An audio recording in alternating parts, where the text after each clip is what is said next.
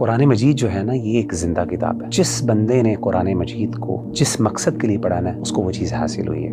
ایک personal connection اللہ سے کیسے فیل ہو کہ مجھے لگے کہ میں نے یہاں سے بات کی ہے اور اللہ نے مجھے ڈائریکٹلی جواب دیے میری اس سچویشن کے بارے میں. وغیرہ بھی ایک عام انسان جب بھی کسی سے کمیونیکیشن کرتا ہے اس کی خواہش ہوتی ہے کہ اس کو رسپانس ملے اور رسپانس جلدی مل جائے. جس طرح کہ نبی کریم صلی اللہ علیہ وآلہ وسلم کے زمانے میں صحابہ کرام جو تھے ان کے اوپر پریشانیاں آتی تھی، تکلیفیں آتی تھیں اور وہ اللہ سبحانہ و تعالیٰ سے دعائیں کرتے تھے کہ ان کی یہ پریشانیاں ختم ہو جائیں، اور ان کو ان چیزوں کا جواب بھی مل جاتا تھا اور ان کے دعائیں بھی قبول ہوتی تھی وحی کے ذریعے.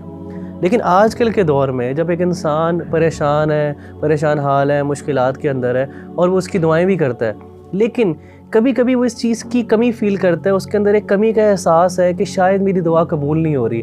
تو مغیرہ بھی سوال یہ ہے کہ وہ جو احساس ہے کہ انسان کے اندر وہ احساس اور وہ ایک مطمئن ہو جائے اس چیز سے کہ اللہ نے میری دعا سن لی اور اللہ سبحانہ و تعالیٰ کی طرف سے اس کو احساس بھی آ گیا ہے کہ اس کی دعا قبول ہو گئی ہے. تو یہ احساس کیسے ایک انسان اپنے اندر پا سکتا؟ دیکھیں ربیع اللہ بھائی، مجھے آپ کے سوال سے ایک واقعہ یاد آ گیا. میں یو اے ای میں تھا تو ایک دن میں جمعے کی نماز پڑھنے گیا تو نماز میں سنتیں ادا کرنے کے بعد میں نے قرآن مجید کو پکڑا اور بیٹھنے لگا تو اچانک مجھے نا کچھ سسکیوں کی آواز آئی ایک طرف سے. تو میں نے بائیں طرف مڑ کے دیکھا تو اگلی صف میں بائیں طرف بالکل دیوار کے ساتھ ایک سیرین لڑکا وہ بیٹھا ہوا تھا. اس کے ہاتھ میں قرآن تھا، وہ قرآن مجید کھول کے پڑھ رہا تھا اور اس کی آنکھوں سے آنسو، یعنی وہ رو رہا تھا اور ایسا رو رہا تھا کہ باقاعدہ اس کی سسکیوں کی آوازیں آ رہی تھیں. اور آپ کو پتہ ہے کہ شام جو ہے سیریا ایک ٹھنڈا علاقہ ہے تو وہاں پہ اکثر جو لوگ ہیں ان کی کمپلیکشن وائٹ ہوتی ہے، تو رونے کی وجہ سے نا اس کا چہرہ سرخ ہوا تھا، بالکل ریڈ، اور سسکیاں اتنی اونچی تھیں کہ باقاعدہ آس پاس کے جو لوگ تھے وہ باقاعدہ یعنی وہ نوٹ کر رہے تھے اور وہ تھوڑا سا بار بار دیکھتے تھے مڑ کے. اچھا، جب میں نے اس بھائی کو دیکھا نا تو مجھے بڑی محبت فیل ہوئی اس سے، ایک ایمانی محبت اور ایک کیفیت تھی، اور میرا دل چاہا کہ میں اس سے اٹھوں اور اس کو جا کے گلے لگاؤں. لیکن اس وقت پھر میں رک گیا، اور اس وجہ سے رکا کہ یہ کچھ لمحات ایسے ہوتے ہیں جو انسان کے اپنے اللہ کے درمیان ہوتے ہیں، پرائیویٹ لمحات ہوتے ہیں، اور اس میں انسان کو کسی دوسرے کو نہیں چاہیے کہ وہ اس میں انٹروین کرے. تو میں رک گیا اور میں نے کہا کہ شاید چلیں جیسا ہے ایسا ہی ہونے دیں. اور میں تھوڑا سا متاثر بھی ہوا، رشک بھی کیا کہ کس طریقے سے 7 سال لڑکا تھا، یعنی کوئی آپ سمجھیں کہ اس کی کوئی بہت زیادہ داڑھی بھی نہیں تھی، کوئی بہت زیادہ پریکٹسنگ آؤٹ فٹ یا لک بھی نہیں تھی اس کی. تو اس کے بعد جب میں نے یہ دیکھ لیا اور میں نے کہا چلے میں اپنی قرآن مجید کی تلاوت کرتا ہوں. تو جیسے ہی میں نے قرآن مجید کھولا تو عجیب بات اور بڑے حیران کن بات یہ ہے کہ جو سب سے پہلی آیت میری نظر کے سامنے آئی، حالانکہ میں نے رینڈملی کھولا، کوئی اسپیسیفکلی کسی، سب سے پہلے جو آیت میرے سامنے آئی، سبحان اللہ، میں حیران ہو گیا وہ پڑھ کے. وہ 7 چیپٹر کی پہلی آیت تھی، اور وہ آیت کیا تھی؟ وَإِذَا سَمِعُوا مَا أُنزِلَ إِلَى الرَّسُولِ تَرَىٰ أَعْيُنَهُمْ تَفِيضُ مِنَ الدَّمْعِ مِمَّا عَرَفُوا مِنَ الْحَقِّ. کہ جب وہ رسول پر نازل کردہ کلام کو سنتے ہیں تو اے نبی صلی اللہ علیہ وسلم آپ دیکھتے ہیں کہ ان کی آنکھیں بہہ پڑی، وہ رو رہے ہیں، یعنی قرآن سننے سے ان کے دل ڈر جاتے ہیں، نرم ہوتے ہیں، اور ان کی آنکھوں سے آنسو بہہ پڑتے ہیں. کس وجہ سے؟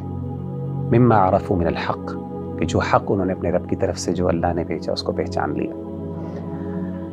سبحان اللہ، یعنی یہ وہ ایسی کیفیت تھی کہ آن دا اسپاٹ مجھے جیسے لگا کہ اللہ تعالیٰ نے یہ آیت جو ہے، میں نے یعنی یہ اٹ واز ناٹ اے کو انسیڈنس.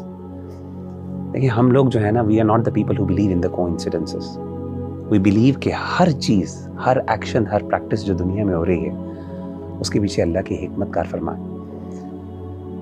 تو میرا دل چاہا کہ میں اس کے ساتھ یہ آیت شیئر کروں، میں کہوں کہ مجھے یہ آیت میں نے سنی ہے اور مجھے ایک قسم کا اللہ نے، کیونکہ میں I was thinking about that person کہ یار کیوں رو رہا ہے اور پتہ نہیں کیا فیلنگز ہیں، اس کے جذبات ہیں.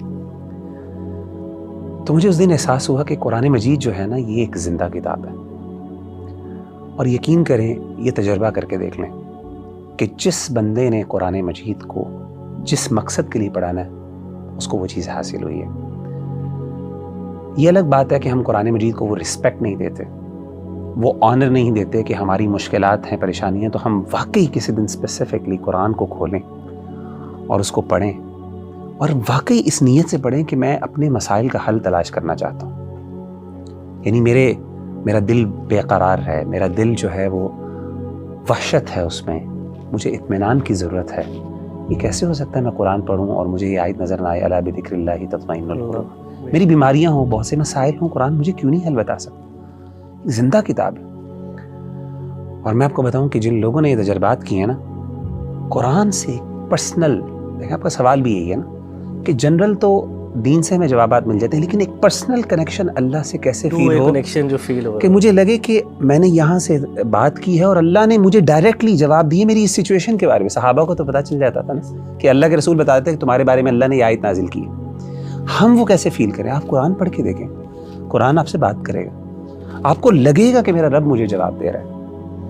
اور میں آپ کو بتاؤں کہ میں نے دیکھا کہ جتنے بھی ہمارے اسلاف ہیں، جب اپنی مشکلات میں پڑے اور انہوں نے جب قرآن مجید کی طرف رخ کیا تو انہوں نے اپنی فیلنگز شیئر کی. میں آپ کو 2 مثالیں دیتا ہوں. ایک مثال ہے امام ابن تیمیہ رحمہ اللہ کی. جب وہ اپنے آخری دور میں تھے، جیل میں بھیج دیا گیا ان کو، تو کہتے ہیں کہ میں نے پھر، میرے پاس اور کچھ نہیں تھا، تو میں نے قرآن مجید کی طرف جو ہے وہ رجوع کیا اور میں نے قرآن مجید کو پڑھنا شروع کیا. کہتے ہیں جیسے جیسے میں قرآن مجید پڑھتا جا رہا، مجھے، حالانکہ وہ امام ہے جس نے اپنی پوری زندگی اسلام پہ لگا دی، پوری زندگی اسلام کی خدمت اتنی کی کہ اس کو شیخ الاسلام کا ٹائٹل ملا.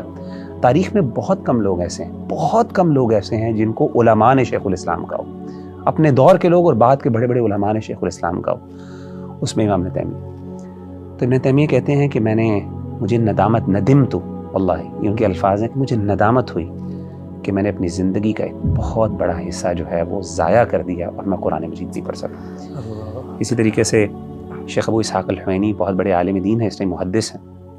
میں سمجھتا ہوں عرب دنیا کے بڑے ترین، اگر آپ مجھے کہیں گے نا کہ بڑے عالم دین حدیث کے کوئی ہیں، تو میں ابو اسحاق الحوینی کو میں ریکمینڈ کروں گا. اور بھی بڑے علماء ہیں ڈیفینیٹلی. ان کو کچھ دیر کے لیے روک دیا گیا لیکچرز سے اور لوگوں سے خطبات جو دیتے تھے، تو انہوں نے قرآن مجید کو پڑھنا شروع کیا. اور یہ ان کا جملہ تھا جب وہ واپس آئے اور ان کے لیے دوبارہ وہ بین ریموو کیا گیا اور ان کو اجازت ملی کہ اب وہ پبلک سے بات کر سکتے ہیں، تو انہوں نے کہا کہ یہ ان کا جملہ باقاعدہ ہے، یا لیتنی اعطیت القرآن حیاتی، ہائے کاش میں نے اپنی پوری زندگی قرآن کو دے دی. اور کہتے ہیں کہ میں نے اپنی اس جو وقت میں نا قرآن پڑھا اور مجھے احساس ہوا کہ میں نے کتنا بڑا، حالانکہ پوری زندگی حدیث کی خدمت، حدیث کوئی چھوٹی چیز ہے سبحان اللہ، لیکن جو قرآن ہے نا وہ پرسنل کنیکشن بندے کو تب، اور میں بتاؤں یہ کنیکشن بندے کو خاص طور پہ تب فیل ہوتا ہے جب بندہ مشکل میں ہوتا ہے، جب بندے کو ضرورت ہوتی ہے. اس وقت جب قرآن راحت دیتا ہے اور قرآن انسان سے کمیونیکیٹ کرتا ہے، تو اس وقت انسان کو پھر یہ جذبہ بیدار ہوتا ہے کہ کاش میں اپنی پوری زندگی قرآن کو دے دیتا.